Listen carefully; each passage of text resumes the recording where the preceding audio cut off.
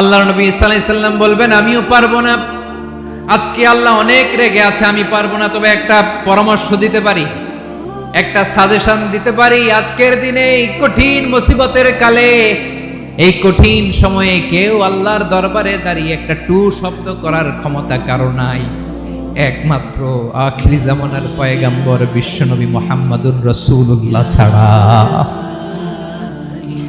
মানুষগুলো এবার আগুনের মধ্যে পানি দিলে যেমনি আগুন নিভে যায়, দাউ দাউ করা হৃদয়ে জ্বলন্ত আগুন তাদের ঠান্ডা হবে, কিয়ামতের ময়দানে ওই বিভীষিকাময় সময়ে মুসিবতের কালে মানুষগুলো পাগল হয়ে বিশ্বনবীকে খুঁজতে আরম্ভ করবে। সবাই মিলে বিশ্বনবীর কাছে যেয়ে বলবে, ইয়া রাহমাতাল লিল আলামিন, ইয়া খাতামান নবীন, রাহমাতাল লিল আলামিন। দেখেন আমাদের কি অবস্থা, কি কঠিন বিপদে আমরা আছি, দাঁড়াতে পারি না, সূর্যের আলোতে ঘেমে হয়রান। আজকে কেউ সুপারিশ করতে পারবে না, সব নবীরা অপারগতা স্বীকার করেছে, তারা বলেছে আপনি ছাড়া কেউ নাকি আল্লাহর সামনে দাঁড়াতে পারবেন না, আপনি একটু সুপারিশ করেন। বিশ্বনবী বলবেন আসো আসো, আজকের দিনে আমি ছাড়া আল্লাহর সামনে কেউ দাঁড়াতে পারবে না। বিশ্বনবী মাকামে মাহমুদে যে আল্লাহু আকবার বলে সিজদায় লুটিয়ে পড়বেন,